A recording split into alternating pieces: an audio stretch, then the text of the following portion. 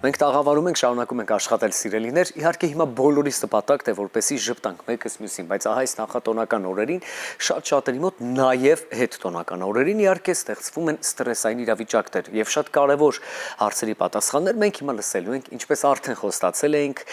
հոգեբանի կողմից, իսկ ավելի մանրամասն կլինիկական հոգեբանի կողմից նա Նարինե Պետրոսյանն է, ով մեր տաղավարում է եւ նրան ասում ենք բարի լույս։ Բարի լույս։ Բարի լույս։ Ինչպես եք։ Գերազանց։ Ձեր տեսքը շատ գեղեցիկ է։ Շնորհակալ եմ շատ, դուք նույնպես։ Շնորհակալություն Նարինե, ինչպիսին է դեկտեմբերը հոգեբանների համար եւ ինչպիսին է ձեր նախատոնական շրջանը։ Զարմանալի է, բայց շատ հետաքրքիր մի տենդենս կա, որ այցելուների առումով դեկտեմբերը դառնում է շատ ավելի ակտիվ։ Մարդիկ ինչպես սկսում են խնամել իրենց ֆիզիկական, գեղեցկությունը, այդպես նաև սկսել են զբաղվել իրենց ի ուրախություն մեզ հոգեկան գեղեցկությամբ, հոգեկան խնամքով եւ ուզում են անպայման շատ լավ հոգեվիճակով դիմավորել նոր տարին։ Դա ինձ համար շատ գովելի է, որովհետեւ խոսում է ազգի ավելի պատրաստական լինելու, ավելի բարձր ինտելեկտուալ մոտեցում ունենու հոգեկան առողջության ու առհասարակ հոգեբանության հետ կապված։ Ինչ խոսք, բնականաբար նախատոնական, այո, ինչպես նշեցիք, ստրեսային վիճակները նաև շատանում է, կապված չհասցնելու հետ, որ քանի որ աշխատում ենք, հասցնենք, նվերներ գնենք, բայց այս ստրեսի տակ կա շատ դրական մոտիվներ, որովհետև ստրեսային է ոչ թե բացական հույզով, այլ դրական, որովհետև ցանկացած գնում, ցանկացած տոնական տրամադրություն համալրում է, այսպես ասած տրամադրությունը հավեսը, այդ նախատոնական սպասումները եւ իրենք ավելի շատ այսպես էներգիայով լցված են փորձում գնալ դեպի նոր տարին։ Եվ առհասարակ որքան էլ մարդու կյանքում դժվարություններ են լինում ամբողջ տարվա ընթացքում կուտակված, այդ հեքիաթային սպասումները մանկուց եկած եւ փոխանցված եւ երբևէ չդադարող, որտեղ դա շատ սիրուն ապրումներ է, շարունակում է մարդուն ուղեկցել մինչեւ դեկտեմբեր եւ ամեն առումով չի մարում այն երազանքը, որ դեկտեմբերը, նախատոնական տարեմուտին հրաշքների, երազանքների իրականացման, անսպասելի հույսերի իրականացման ժամանակահատված է, ընթացք է եւ գիտեք ինչի եմ ես ինքը շատ սիրում նոր տարին, որովհետև այդ դրական էմոցիաները փոխանցվում են էներգետիկ դաշտով, մարդիկ մի տեսակ խառն են, փորձում են հասցնել իրար հաճելի նվերներ անել, հասկանալու համար ով ինչ է սիրում, ինչ փորձեմ նվիրել, ոչ միայն պուճուրներին, այլ նաև մեծերին, նույնիսկ կոլեկտիվի մեջ, այսինքն մենք ունենք արդեն այդ այսպես ասած տրադիցիան, գոլեգաները իրար նվերներ են տալիս, այսինքն այդ սպասումները, պուճուր միջոցառումները, կորպորատիվները տոնական տրամադրությունը տարվա մեջ գոնե մի օր է, որ ազգովի եւ ոչ միայն մեր ազգին է վերաբերվում, մարդիկ համալրված են դրական հույզերով եւ մեկը մյուսի հանդեպ հոգ տանելու,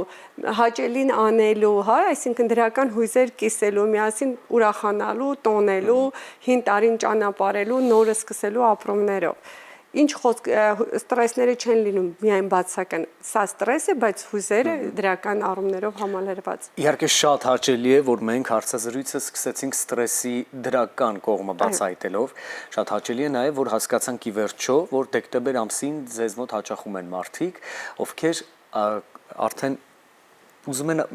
այսպես մի փոքր ավելի շուտ լուծել են խնդիրը, որ հետո չունենան ստրեսի բացասական կողմերը, բայց չփախչենք իրականությունից, մենք Հայաստանում ենք եւ մենք հայերս սիրում ենք ամեն ինչ անել շատ մեծ, ճոխ ու գեղեցիկ, սկսած մեր արտաքին տեսքից, վերջացրած ամանորի տոնական սեղաններից, բայց այստեղ մի հոգեբանության մասին կցանկանայի խոսել, որը համեմատությունն է մեկը մյուսի հետ։ Մենք հաղորդման սկզբում հնչեցրել ենք այդ արտահայտությունը, որ ձեզ հետ պարտադիր պիտի խոսենք այդ համեմատականներ անցկացնելու մասին։ Ինչ անենք, գործենք մեր հնարավորությունների չափով եւ վերջ թե այստեղ նաեւ ուրիշ միջոց կա հաղթահարելու, չհամեմատվելու այս կարևոր գործով։ Գիտեք, մի փոքր չհամաձայնվեմ, շատ բան է փոխվել։ Որովհետև եթե նախկինում այդ մրցակցությունը կար կապված սեղանի ճոխության, մեկը մյուսի տուն գնալու, գնահատելու, որ ով ինչ չափաբաժնով է, հա, պատրաստվել ու իրենց վերջին կոպեկը ծախսելու, հիմա չկա այդպիսի բան։ Ես ավելի շատ կարծում եմ, որ մարդիկ սկսել են մտածել իրենց կոմֆորտի մասին, իրենց հաճույքի մասին, իրենք ավելի քիչ մտածում են ինչ կմտածեն կամ հարևան բարեկամ, որովհետև եթե նկատած կլինեք, այսօր այդ իրար տուն շատ գնալ, հա, ինչ որ տենց փորձել ապացուցել, որ ես կարող եմ, չգիտեմ, ճոխ հյուրասիրություն անել, հիմա չկա դա, այսինքն անկախ ամեն ինչից մարդիկ կուզեին այդ օր իրենց տուն գնալ, թե չէ, մարդիկ ընտրում են այն տարբերակը, որ ընտանիքով գնում են կեսին տեղ, այսինքն չմտածելով հասարակությանը կնեղացնեն, թե չէ, կամ ինչ որ մի բան ապացուցեն, թե չէ։ Ինչ որ դուք նշում եք, ասում եք, դա մի քանի տարիներ առաջ էր, հիմա ավելի սերունդը փոխվել է, մարդկանց մտածելակերպը փոխվել է, մրցակցություն նորից կարող եմ ասել, որ ես չեմ նկատում, ավելի շատ ուղղված են իրենց վրա, իրենց հաճույքները բավարարելու վրա, իրենց ընտանեկան այդ կոմֆորտը ստեղծելու, իհարկե կան ընտանիքներ, որոնք պահպանում են իրենց ավանդական այդ տարեմուտյան միջոցառումը, որ ամբողջ ընտանիքով հավաքվում են տատիկ պապիկի տանը, իրենք նշում են եւ այլ, բայց այստեղ էլի չկա մրցակցություն։ Ես կարող եմ ասել, որ ի ուրախություն մեզ բոլորիս, որ վերջապես մենք հասնում ենք նրան, որ հարևանը ինչ ունի եւ այլը, դա արդեն դառնում է մի տեսակ երկրորդային մեր նոր սերնդի մասին եմ ամենայն դեպս խոսում։ Ինչը չեմ կարող բացառել նախանձի հետ կապված, այսինքն իմ ասածը մեկը մյուսին չի հակասում, այսինքն հնարավոր է, որ մրցակցությունը չլինի, որ չեմ գնա առնելու, բայց այդ նախանձի, այդ չարա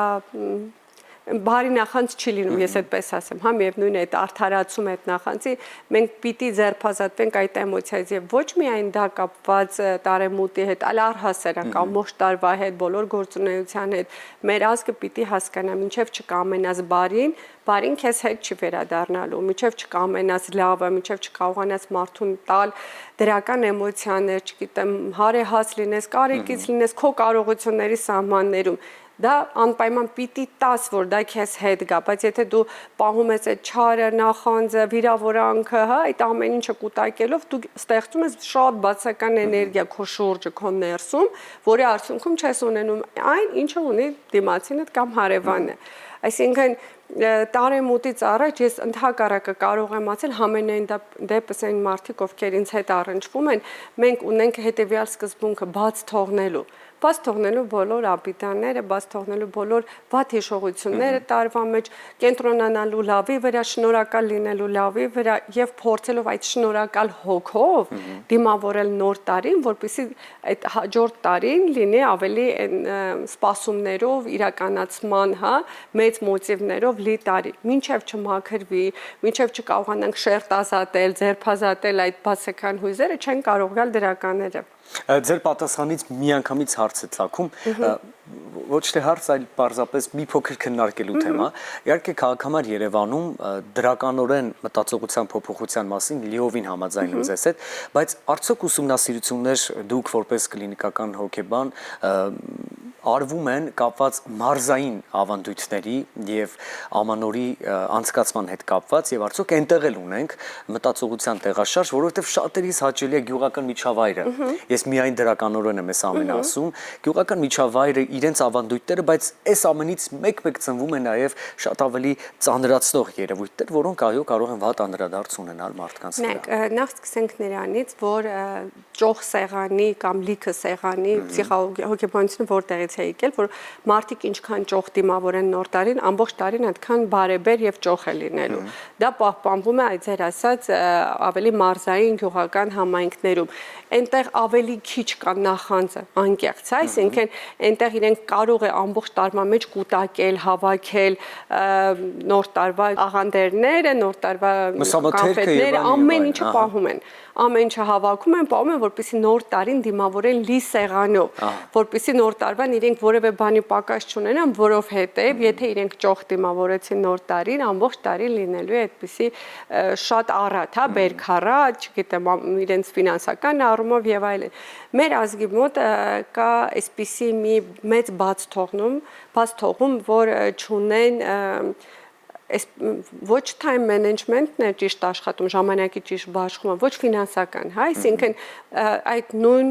սկսենք գյուղերից գանք մինչև քաղաք, որ վերջի կոպեկը ծախսում են նոր տարվա վրա իրենց հանգստի եւ այլն, այդտեղից առաջանում է հետոնական դեպրեսիաները, որովհետեւ չեմ պատկերացնում, ես միշտ ասում եմ, դեկտեմբեր, հունվար ամենաերկար թվացող ամիսն է։ Այո։ Այցելուներից մեկը մի օր ասում է, նայելից գրեմ, ոնց որ հունվարի 58-ը լինի, ասել եմ, որ սենց ոչ մի կերպ հունվարը չի վերջանում, այդ միշտ հիշում եմ, որովհետև այո, բոլորս կարող ենք փաստել, որ հունվարը շատ դանդաղ է անցնում։ Ինչու, որովհետև հույզերը սպառված են, ֆինանսները սպառված են, այդ գեր էմոցիաները սենց միանգամից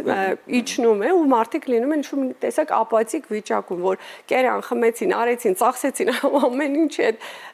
չափից շատը ու գնաց այդ այսպես ասած կանգնում է հույզերի։ Այստեղ եթե կարողանան ճիշտ կառավարել, հա, եւ ֆինանսական առումով եւ ժամանակային առումով հունվարը չի լինի հետոնական դեպրեսիան, այսինքն որովհետեւ մեր հոգին, մեր ուղեղը սիրում է որոշում, հա, այսինքն անորոշությունից է լինում այդ ծանր հոգեբանական ապրումները, բա ինչ է լինելու հետո, բա որտեղից, բա ոնց պիտի, չգիտեմ, կոմունալները վճարվի եւ այլ, եթե այդ ամեն ինչը կարողանան առանձնացնել հունվարը պահել ապահով, այդ դեպքում հաստատ չի առաջանալու հետոնականը։ Ի վերջո հասկացանք, որ նախապես պետք է մի փոքր ավելի մտածել։ Միշտ պետք է նախապես մտածել, երբ որ խոսքը մասնավորապես վերաբերում է ֆինանսին եւ հոգեկան առողջությանը։ Եվ ես շատ կարևոր մի խորհուրդ ունեմ տալու բոլորիս է վերաբերվում առհասարակ նոր տարին սկսել վարքային փոփոխություններով, այսինքն ամբողջ տարվա մեջ յուրաքանչյուր մարդ թուղթ ու գրիչով նստի գրի ինքը ինչ չի հասցրել անել, ինչ է թողել, որ ասել է մյուս ամիս կանեմ կամ մյուս տարի կանեմ վարքային փոփոխությունների մասին սպորտը կլինի, չգիտեմ, շուտ արթնանալը, ուշ արթնանալը, քնի ռեժիմի կարգավորելը, որովհետև այսօր բժշկությունը, համաշխարհային հոգեկան առողջությունը փաստում է ու ապացուցում է, որ եւ ֆիզիոլոգիական առողջությունը եւ հոգեբանական առողջությունը գալիս է լիարժեք բավարար քնի հետևանքով, այսինքն գոնե այդ 8 ժամվա քունը, բայց այդ չի վերաբերում ցերեկային քնին, էլի, որ գումարում ասում են օրվա մեջ այսքան քնում եմ, այսինքն 12-ից գոնե 8-ը կամ լավ 1-ից մինչև ժամը 9-ն ու այդ ավելի շատ չընդունված տարբերակն է, բայց այդ 8 ժամը ապահովելը բերում է ձեր երկարակեցության, առողջ հոգեկան եւ ֆիզիոլոգիական կյանքի ապահովմանը։ Դրա համար հունվարը վերցրեք որպես այդ վարքային փոփոխությունների այցելելով սպորտ դահլիճներ, քայլել, ճիշտ քուն ունենալ, առողջ սնունդով ապրել, գոնե այդ 1 ամսից եթե սկսեն շատ կանոնավոր աշխատել իրենց հոգեկան եւ ֆիզիոլոգիական առողջության վրա, կտեսնեն, որ հունվարը շատ հեշտ է անցնում եւ առանց դեպրեսիաների է անցնում եւ ամբողջ կյանքի համար նոր ապրելաոճ ու ապրելակարգ է ստեղծվում։ Դուք գաղթի Սանտա խաղացել եք արդեն թե ոչ։ Այո։ Հիմա հարց։ Մենք ինքներս էլ խաղում ենք ընտանիքում, ընկերական շրջապատում, աշխատավայրում, մեզ հետ միաժամանակ խաղում են նաև մեր երեխաները։ Դպրոց, մանկապարտեզ, սպորտային այն տեղերը, որտեղ որ հաճախում են եւ շատ ծնողների մենք ճանաչում ենք, որ իսկապես, եթե խոսքը գնում է արդեն ֆինանսական մասի, ունենում ենք որոշակի, լավ չասենք ստրես, մի քիչ թող բարի նոտայով շարունակվի մեր եթերը, բայց մեծ մտածմունք է դա դառնում ի վերջո եւ խնդիր, որ պետք է լուծել։ Ինչ կասեք այս մասով, որովհետեւ շատ տարբեր ելքեր են գտնում ծնողները, որպեսզի կամ գուցե չմասնակցի երեխան, կամ մասնակցելուց պետք է ամեն դեպքում Գիտեք, նախ սկսենք նրանից, որ գաղտնի Սանտայի ամենակարևոր կանոնակարգերից է գումարի չափի որոշումը, որը որ եթե երեխաներն է վերաբերվում, ծնողները համընդհանուր պետք է որոշեն ինչ գումարի մասին եւ այստեղ ոչ թե նվերի թանկ արժեքություն, այլ իրար հաճելին անելը, որովհետեւ գիտեք ինչ, նվերը կարող է լինել 1000 դրամանոց, նվերը կարող է լինել 5000 դրամանոց, այսինքն այստեղ պետք չի շեշտը դնել, որ որքան թանկ արժե նվերը, այդքան հաճելի է։ Այստեղ ամբողջ իմաստը, որպեսզի մեկը 10 հոգու նվեր չանի, այդ 10-ով երբ որ իրար նվեր են անում, ստացվում է, որ բոլորը նվեր են ստանում եւ ուրախացնում են մեկը մյուսին։ Այսինքն ի սկզբանե իմաստը հենց ծախսից խուսափելու համար ստացվել է այդպես, որ կոլեկտիվով բոլորը նվեր են ստանում, բայց ամբողջ ծանրաբեռնվածությունը մեկ անձի վրա չի դրված։ Եվ եթե կոլեկտիվ է, ես կարծում եմ այնքան հասուն է, որ կարելի է որոշել, որ ում է հարմար ինչ որ մի գնացուցակ եւ դա առհասարակ կապ չունի մարդու ֆինանսական կարողությունների հետ, դա հաճելի ավելին անելն է, իր վերաբերմունքը ցույց տալը, ուրախացնելը, այդ միջոցառումից պետք չէ ստեղծել ֆինանսական, նյութական, ինչ որ շահադիտական նկատառումներով ելնելով, թե իրենից ինչ է ներկայացնում, որովհետև եթե մենք եվրոպական մշակույթից ենք դա վերցրել, այնտեղ ամենախիստն է դրված։ Եթե նկատեք, իմ տղան էլ դրսում է սովորել, իրենց մոտ դրված է, որ գումարը 10 եվրոից ավել չպետք է գերազանցի, կապ չունի իրենք ապահոված ընտանիքից են թե չէ, դա կլիներ գուլպա, դա կլիներ բաժակ, ուսանողների մասին է խոսքը, բայց նախընտրել իմանալով քո ընկերոջ նախասիրությունը, դու այդ գումարի մեջ ինչ հաճելի բան կարող ես տալ, որից ինքը կուրախանա։ Եթե նույն ծնողը երեխային նման սկզբունքով, հրամցնի այդ ծիսակատարության իմաստը, այստեղ հաստատ ստրեսային խնդիր չկա։ Մենք ազգովի սիրում ենք ամեն ինչ մեջ վատը տեսնել ու փնտրել ու կենտրոնանալ այդ վատի վրա, բայց երբ որ իրավիճակի հանդեպ վերաբերմունքը փոխենք, հասկանենք, բայց այնքան սիրուն է, որ իրար հաճելի են անում։ Եվ այո, լավագույն տարբերակներից մեկը մասնագետի կողմից, սիրելի հեռուստադիտողներ, սա կարող ենք լավ հիշել եւ ինչու ոչ նաեւ առաջարկել բոլոր այն տեղերում, որտեղ պիտի խաղանք գաղթի Սանտա իր բոլոր դրական տրամադրվածությամբ։ Քիչ առաջ շատ հետաքրքիր թեմայի անդրադարձակ, խոսքը վարքականոններ փոփոխելու մասին է։ Վերջերս տենդենց կա, մարդիկ գրում են նաև իրենց ցանկությունները ամանորին ընթառաջ, ինչ են ուզում, ցանկությունների ցուցակ են կազմում, այսպես ասած wish list։ Ինչպես եք վերաբերվում դրան եւ ինչպես կարողանալ նպատակները ճիշտ ձևակերպել եւ դրանց ճիշտ վիզուալիզացիա տալ եւ դարձնել աֆերմացիաներ, որպեսզի դրանք իրականանան ճիշտ եւ չմնան թղթի վրա, այսպես ասած երազանքներ, որոնք կամ կիրականանան կամ չէ, հույսը դնելով տիեզերքի եւ բարեխիղճության, աշխարհի բարեխիղճության վրա։ Շատ հաճելի եւ հետաքրքիր հարց է ինձ համար, առհասարակ սկսեմ Էյնշտեյնից, երբ որ Էյնշտեյնը համարում էր, որ հաջողության գրավականը ոչ թե գիտելիքն է, այլ երևակայությունը։ Սա շատ կարևոր ինֆորմացիա եմ տալի, այսինքն ինչ է տեղի ունենում, երբ որ մենք կարողանում ենք երազանքների ցուցակ կազմել, մենք սկսում ենք պատկերացնել, այսինքն մի հատ պատկերացնում ես ես ինչ եմ ուզում, այդ հարցը, եւ դու սկսում ես գրելով վիզուալիզացնել, այսինքն վիզուալիզացիան ո՞րն է, պատկերացնել քո երազանքը պատկերավոր կերպով, երբ որ մենք պատկերավոր կերպով պատկերացնում ենք, ուղեղի մեջ առաջանում է նախապատմություն, նախապայման, նախակատարում այն երազանքի, որը մենք ուզում ենք, այսինքն ծրագրավորում ենք ուղեղը, մենք ինչ ենք ուզում, որ ունենանք։ Մի քիչ հետ գնամ իմ ասած էներգիային, այսինքն ցանկացած մարդ, երբ որ պատկերացնում է իր երազանքը արդեն իսկ իրականացված, առաջանում է դրական հույզեր։ Այսինքն մենք այստեղ ունենում ենք այդ ռիսկի գործոնի հաղթահարումը, այսինքն այդ ցանկությունը, որ ես կարող եմ, ամբողջ խնդիրը այդ ցուցակների իմաստի, որ ես կարող եմ, ես չպիտի կասկածեմ իմ հնարավորությունների եւ ցանկությունների վրա, ես պիտի հավատամ իմ ուժերի վրա, երբ որ մարդը ինքն իր հնարավորությունների վրա հավատում է, արդեն մեր գիտակցությանը ծրագիր է գնում չվախենալու եւ ընդառաջ գնալու մեր երազանքների իրականացմանը։ Այստեղ միանում է մեզ նաեւ մեր անգիտակցական եսը, մեր ինտուիցիան, ներքին ձայնը, ներքին եսը, ինչ գործողություններով կարող եմ գնալ, որպեսզի հասնեմ իմ նպատակներին։